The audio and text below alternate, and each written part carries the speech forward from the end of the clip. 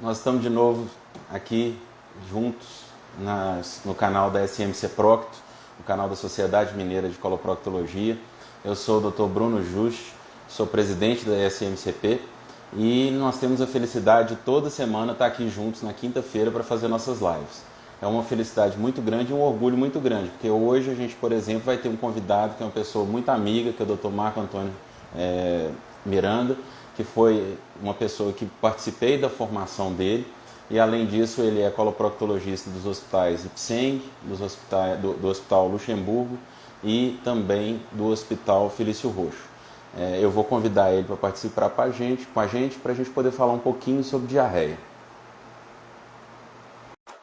Eu gostaria primeiro de convidar vocês todos nesse mês de maio a saber um pouco mais sobre as doenças inflamatórias intestinais. As doenças inflamatórias intestinais são causas de muitos problemas para as pessoas, são doenças que não têm causa específica, e o mês de maio é totalmente voltado à conscientização, né, o mês do Dia Internacional de Conscientização sobre as Doenças Inflamatórias Intestinais, principalmente a doença de Crohn e a retocolite ulcerativa. Seja bem-vindo, Dr. Marco Antônio.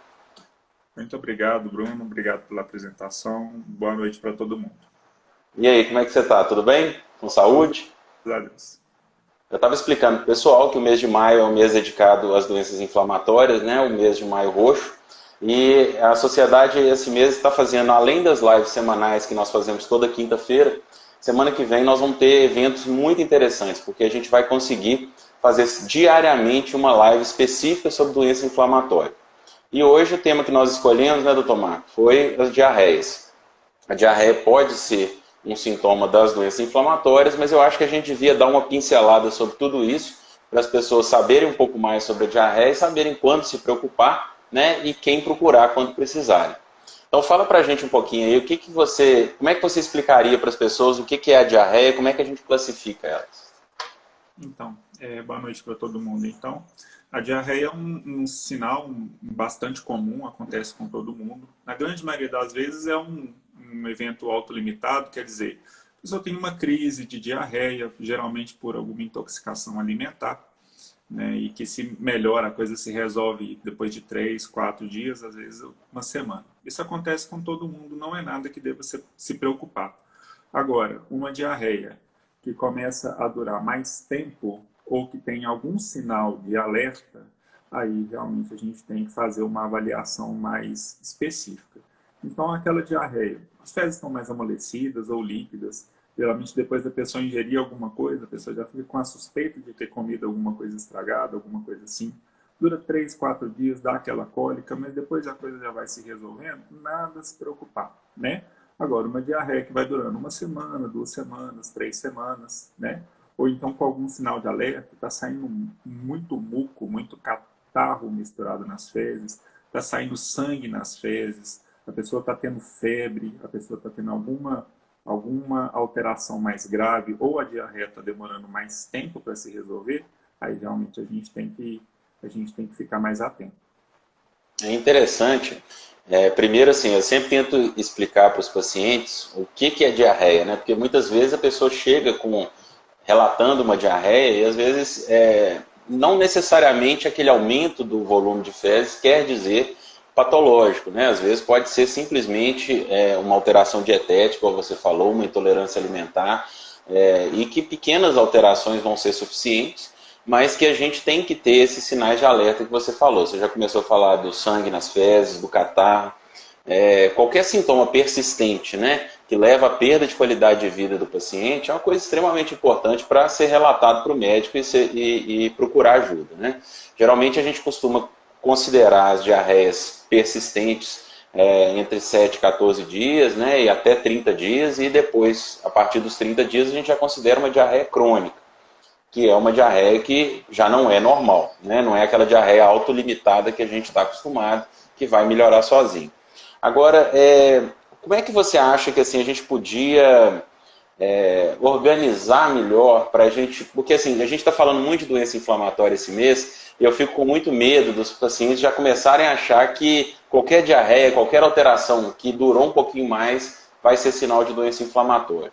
Então, assim, vamos tentar colocar um pouquinho do que é a diarreia da doença de Crohn e da retocolite ulcerativa, só para o pessoal entender que tem algumas particularidades específicas. Tá bom. O Bruno, deixa eu só falar alguma coisinha antes. Tava falando a pessoa às vezes tem um funcionamento intestinal normal e aí ela começa a ver algumas informações, começa a achar que ela realmente tem uma doença, às vezes não tem, às vezes é o padrão de funcionamento da pessoa. Então, assim, a gente considera o hábito intestinal normal aquele que funciona de 3 vezes por dia até uma vez a cada 3 dias. Mas não é só a frequência. Tem que ver a consistência das fezes, tem que ver se houve alguma mudança no padrão de funcionamento. Às vezes a pessoa evacua uma vez por dia, mas as fezes estão muito amolecidas, estão com um aspecto estranho. Aí já é algo que a gente, né, já deve ficar um pouco mais atento. A diarreia associada à doença inflamatória intestinal, seja a retocolite ou seja a doença de Crohn, normalmente é uma diarreia que surge com algumas outras alterações que a gente precisa ficar atento. Então é aquela diarreia, como o Bruno já falou, né? Como você já falou, aquela diarreia que dura mais tempo, então dura aí 1 mês, 2 meses ou mais tempo, associada a alguma alteração significativa de aspecto das fezes, então aquela evacuação mais líquida, que sai com sangue misturado no meio das fezes, que sai com muco misturado no meio das fezes, aquela pessoa que tem junto da diarreia outras alterações, como uma perda de peso importante, dores abdominais muito fortes, a pessoa às vezes pode descobrir a doença inflamatória intestinal, às vezes por questão de uma anemia, que não tem uma justificativa. Então, a gente tem que ficar atento com esses outros achados aí que podem surgir associados ao quadro da diarreia.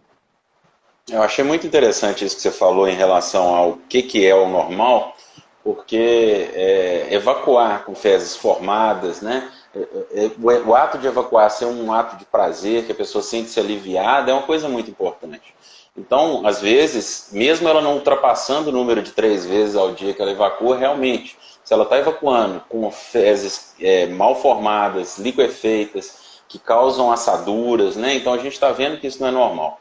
A doença inflamatória é interessante porque ela tem os dois padrões de manifestação mais comuns, que a gente chama de doença de Crohn e retocolite ulcerativa. A doença de Crohn ela é uma doença que tem particularidades muito importantes, então ela não se manifesta só com diarreia, né? A gente pode ter um acometimento da boca até o ânus de um processo inflamatório que não tem causa, e que, dependendo da localização e da gravidade, da profundidade desse processo inflamatório, o paciente muitas vezes vai manifestar diarreia, sim. Agora, como a doença de Crohn costuma pegar o intestino fino, né, o intestino delgado, aí as diarreias costumam ser em maior volume, mais liquefeito. Enquanto que na retocolite é um pouquinho diferente. O que você acha? Assim, você vê essa manifestação também, uma coisa mais ligada ao intestino grosso, no caso da retocolite ulcerativa, que manifesta com maior vontade de ir ao banheiro, mas nem tanto volume, fezes com mais muco e sangue? Sim, normalmente a doença de Crohn vai se manifestar como uma doença do intestino delgado. A pessoa pode ter uma evacuação no diarreia com um volume evacuatório maior, né? Enquanto que a doença da retocolite ulcerativa, o paciente às vezes pode ter pequenas evacuações de pequena quantidade ao longo do dia, sempre com aquelas mesma que saiu tudo, um incômodo, né? E principalmente associado a muito muco e muito sangue na pele. O grande problema dele é que a doença de Crohn ela pode ter uma manifestação qualquer parte falado. Então, às vezes, a gente fica com dificuldade de conseguir definir se tem uma doença de Crohn ou se tem retocolite. Às vezes é difícil de fazer o diagnóstico, né, de uma ou de outra doença. A doença de Crohn, a retocolite é um pouco... Oi? Eu acho que está falhando um pouquinho seu som. Você está no Wi-Fi? Eu acho que talvez a conexão esteja um pouquinho irregular. Tá. Agora melhorou. Melhorou? Tá. Melhorou. Se tiver problema, você me avisa, por favor. Tá. Tá. Então, Pode continuar, desculpa. Tá? Então, a doença de Crohn, às vezes, é mais difícil de fazer o diagnóstico. Então, é como se fosse a montagem de um quebra-cabeça. A diarreia não vai, por si só, não vai ser considerada uma doença patológica, numa condição patológica. Agora, a diarreia associada, por exemplo, à presença de aftas frequentes na boca, associada a alguma manifestação na região do ânus, como uma fístula anal, como um abscesso anal, manifestado como perda de peso. Então, assim, a gente vai juntando esses sintomas, esses sinais, e aí a gente chega no diagnóstico da doença de Crohn com esse acúmulo de condições que vão permitir a gente pensar, né, nesse diagnóstico. A retocolite, o diagnóstico é um pouco mais simples. Às vezes a gente consegue fazer o diagnóstico até no consultório através de um exame mais simples, que chama retossigmoidoscopia.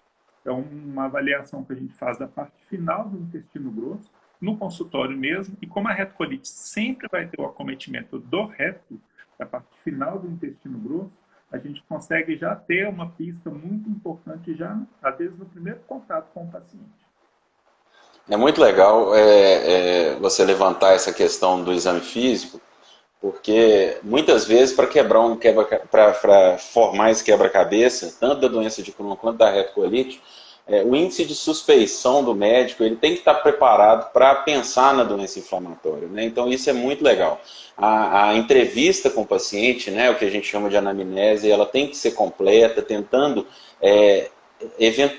descobrir eventuais manifestações que muitas vezes o paciente não consegue identificar como um problema, né? E também o exame físico, porque apesar da doença de Crohn poder acometer qualquer parte do intestino e da boca até o ânus, a gente sabe que algumas manifestações vão aumentar muito o índice nosso de suspeição da doença inflamatória.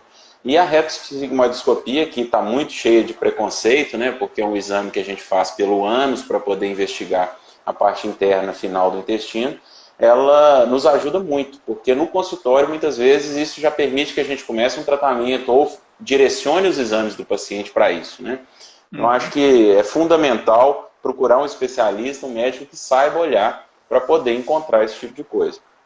E me fala um pouquinho sobre os exames, porque muitos pacientes já chegam no consultório e aí falando de todas as diarreias em geral, querendo saber o que ele precisa de fazer para poder descobrir, né? Existe uma ideia de grande importância sobre o que comeu no dia anterior, se aquilo foi o que causou a diarreia, tentar achar um culpado. Mas muitas vezes a gente sabe que não é tão fácil assim, né? Então, assim, como é que vamos tentar aí colocar em grupos, né? O que a gente precisaria de fazer como exames para poder orientar os pacientes? Isso você fala num paciente que está com diarreia crônica, por exemplo? É, exatamente. Assim, eu acho a diarreia aguda, a maioria das vezes a gente não vai pedir exames, né? Muitas vezes a próprio quadro clínico do paciente, a não ser que ele esteja manifestando um quadro de infecção, de intoxicação muito intensa ou febre alta, vômito que não melhora, a maioria dos pacientes não vai precisar. Mas naquele paciente com diarreia crônica, assim, quando é que você pede exames e se pede, você pede mais exames de fezes, pede uma colonoscopia, depende da idade, como é que é? Então, na verdade, o que eu sempre falo para os meus pacientes é que a diarreia, na verdade, é uma manifestação pertencente a um leque muito grande de doenças e de condições, né? Na grande maioria das vezes, aquele paciente que tem uma diarreia, quer dizer, percebe que tem períodos que o intestino fica mais solto, as fezes ficam mais líquidas. Muitas vezes a gente vai chegar no diagnóstico de uma doença funcional. Só que dependendo do tipo de manifestação, das manifestações associadas que o paciente vai ter, a gente tem que descartar algumas outras doenças. E não é só a doença de Crohn. A gente tem a doença celíaca, que é como se fosse uma intolerância, uma resposta autoimunológica à ingestão de glúten. Algumas parasitoses ou algumas infecções, que hoje é muito raro, é mais comum de acontecer, mas pode acontecer, né? E aí a gente sempre tem que investigar para poder, né, não deixar de passar a oportunidade de fazer o diagnóstico, né? Então, assim, a gente, normalmente, quando o paciente tem mais 40, de 50 anos, que é quando a gente começa a perceber um risco maior de uma doença mais grave, como um câncer de intestino. Então, nesse grupo de pacientes, mudou o funcionamento do intestino. Tem mais de 40, 45 anos, quase sempre a gente vai começar a investigação através da colonoscopia. É o exame que a gente consegue ver todo o intestino grosso, a gente consegue fazer biópsia se a gente encontrar alguma alteração, a gente consegue descartar uma doença mais grave, por exemplo, como um câncer de intestino. Então, acima dessa idade, a gente já normalmente começa já com uma investigação mais direcionada através da colonoscopia. Em outras idades, né, assim, em pacientes mais jovens, a gente tem que pensar em outras coisas. Tem que pensar em doença celíaca, tem que pensar em parasitose. Então, eu normalmente faço uma avaliação com alguns exames de sangue, com alguns exames de fezes, né? E guardo exames um pouco mais invasivos, como a colonoscopia, se por acaso realmente a suspeita de alguma condição, alguma doença mais grave começar a acontecer. Né? Então, normalmente... E é importante a gente lembrar que, igual você já falou, a questão da amplitude de sinais e doenças associados que podem manifestar com a diarreia, é que é muito interessante que a gente tem tanto do câncer, quanto as doenças inflamatórias, quanto a síndrome do intestino irritável, que nem lesão no intestino você vai ter e pode manifestar com diarreia, e também até as infecções sexualmente transmissíveis, que podem se manifestar também.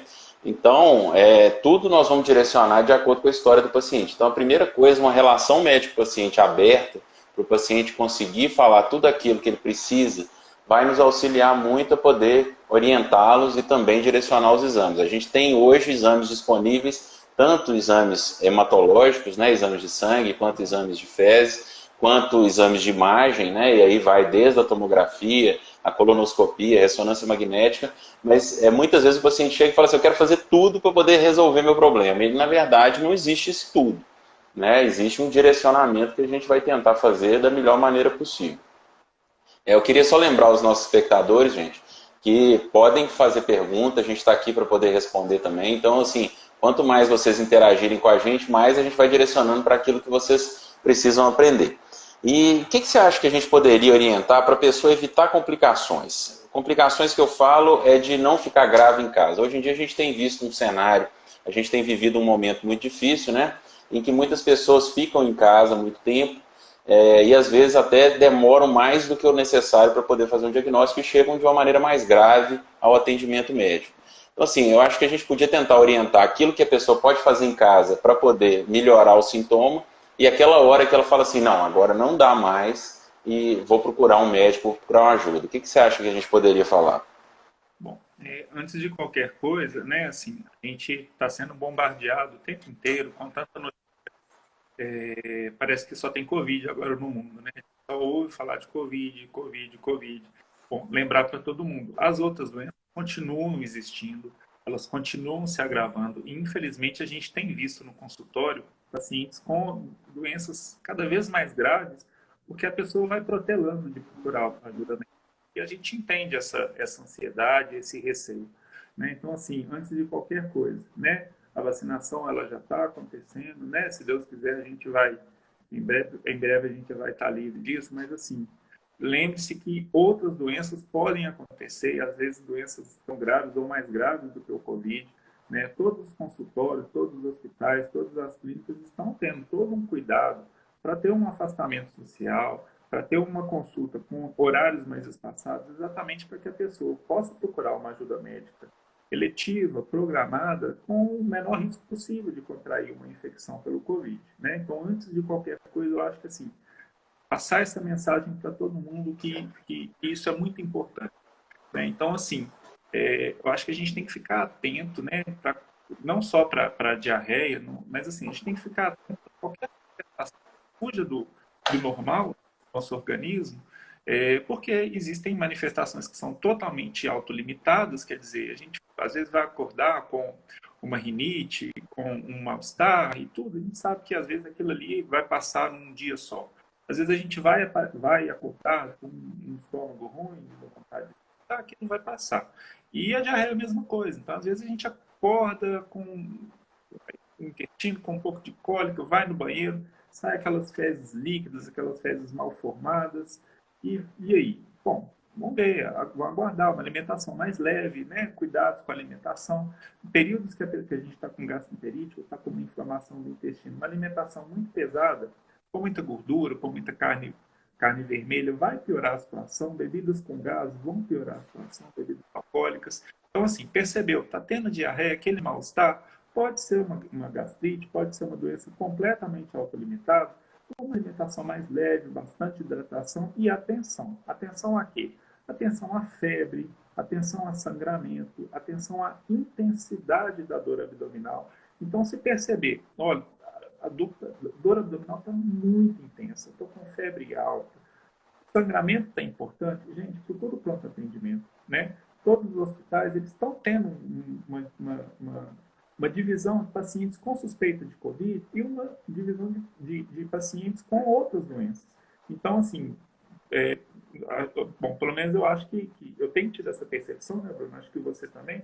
Os hospitais, as instituições de saúde têm tido esse cuidado. Então, não tenha medo de procurar um hospital por uma condição que você está vendo que está fugindo muito do normal do seu organismo, né?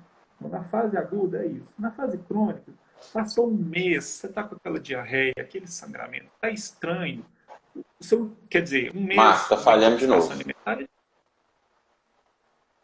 Está dando uma falhadinha aí. Será que melhorou? Melhorou. Eu acho isso que você falou é muito interessante, porque assim, eu converso muito com os pacientes sobre sinais de que tem que procurar o pronto-socorro. E eu acho que realmente, por mais que a gente saiba que existe risco de pegar algum tipo de infecção, inclusive o Covid, dentro de um pronto-socorro, né, a gente realmente consegue separar. Hoje em dia os hospitais estão muito eficazes nisso, né? A gente já adquiriu esse período de experiência de 1 ano e meio aí que a gente tem sofrido com a pandemia para poder aprender. Lembrar que o Covid pode dar sintomas gastrointestinais, né? Então isso é importante também. E é importante a pessoa sempre olhar o volume urinário, por exemplo, se a urina está em muito pouca quantidade, muito concentrada, isso pode ser sinal de desidratação. Se a pessoa vomita e não consegue colocar nada na boca. Então a gente sabe que esse paciente, se ele ficar sem hidratar durante o dia e perdendo pela diarreia, é um paciente potencialmente grave, principalmente aquele paciente idoso. Então não é aquele paciente que pode esperar, né? A gente sabe que tem pacientes que a diarreia ela é muito limitante. E lembrar que no caso das diarreias relacionadas às doenças inflamatórias intestinais, um dia elas têm que começar. Então, por mais que a gente saiba que a diarreia crônica ela é um fator de suspeição para doenças que necessitam de maior propedêutica, né, de maior quantidade de exames para a gente identificar, e são diarreias que a gente considera coisas muito importantes, a diarreia aguda ela é um sinal que deve ser acompanhado. Então, eu acho que o paciente também ele tem que ter aquele autoconhecimento, aquela atenção com o seu organismo para saber quando é que começou o sintoma, se esse sintoma está tendo uma piora gradual, né? Porque se a diarreia é uma diarreia que vai ser autolimitada, geralmente com 2 a 5 dias ele já está tendo um quadro de início de melhora. Então, se ele cada dia está pior, cada dia está mais inapetente, uma perda de peso progressiva, começou com distensão abdominal, quer dizer, a pessoa está vendo que está piorando, ela não chega naquele ponto em que está desmaiando, tendo queda de pressão, o que a gente chama até de choque, né? O paciente já chega com a volemia, né? A quantidade de líquido circulante no corpo tão baixa que aquilo começa a ser arriscado. Então começa a ter chance de ter uma insuficiência renal, de uma infecção generalizada, e isso pode levar à morte. Então, realmente, assim, eu acho que esse recado que você deixou é muito importante, a gente não pode esquecer disso. E cada um de nós sabe melhor do próprio corpo do que qualquer outra pessoa. Então, se a pessoa está notando que aquilo ali está acontecendo, é importante a gente levar em consideração. Uma coisa que eu acho muito interessante também é que a gente tente sempre perguntar das pessoas que entram em contato com o paciente dentro de casa, porque as diarreias infecciosas, normalmente a gente consegue identificar, principalmente as diarreias viróticas, que mais de uma pessoa pegou na família, e aí é mais fácil da gente ter um raciocínio. Da mesma forma, se a pessoa nada em lagoa, e começa com um quadro de diarreia, a gente vai começar a direcionar para aquele lado. Então, tudo aquilo que a gente tem de informação ajuda muito a gente, né? Com certeza. E me conta uma coisa, existe alguma dieta que o paciente não pode comer? Porque isso aí todo paciente no consultório vai perguntar. Doutor, o que que eu posso, o que que eu não posso comer se eu estou com diarreia? Tem alguma coisa, uma receita de bolo aí pra gente? Não, não tem receita de bolo. Na verdade, assim, as pessoas elas têm uma reação diferente. A conexão tá boa, Bruno? Agora tá, assim, tá dando para te ouvir direito, a imagem tá um pouquinho limitada. Tá, porque eu tô com um probleminha de internet aqui. Então, assim, a diarreia aguda, não adianta, né? Alimentos que vão levar uma sobrecarga maior do aparelho digestivo, tem que evitar. Né? Então, tem que evitar alimentos muito gordurosos, né? Porque exigem um trabalho maior do tubo digestivo para fazer a digestão. Tem que evitar excesso de carne vermelha, excesso de condimento, porque tem alguns condimentos, a pimenta, páprica, que eles vão levar a uma ativação, a uma hipermotilidade do intestino, a uma piora dos sintomas. Então, assim, alimentos muito temperados tem que evitar nessa fase mais aguda, né? Bebidas gaseificadas tem que evitar porque o acúmulo de gás pode piorar os sintomas. Bebidas alcoólicas tem que evitar, né? Porque a bebida alcoólica por si só já pode causar algum grau de diarreia, já pode causar alguma alteração temporária do funcionamento do intestino, então isso vai estar sobrepondo aí fatores, né? Uma alimentação mais leve, é, com bastante líquido, né? Tem que sempre lembrar, principalmente em pessoas de mais idade, a diarreia ele é um fator de risco para desidratação aguda. Então, assim, começou a ter a diarreia, pessoas, né, crianças e pessoas mais idosas, tem que ter um cuidado adicional com a hidratação, né? Ficar atento, porque se por acaso a pessoa não estiver conseguindo fazer a hidratação por via oral, né, pode ser um fator aí que exige a pessoa de comparecer ao pronto atendimento, se estiver tendo muito vômito, o próprio vômito já leva a uma desidratação adicional, né? Então, assim, basicamente é isso, né? Passou aquela fase aguda, normalmente o apetite vai voltando, a pessoa já vai conseguindo ter uma alimentação mais próxima do normal.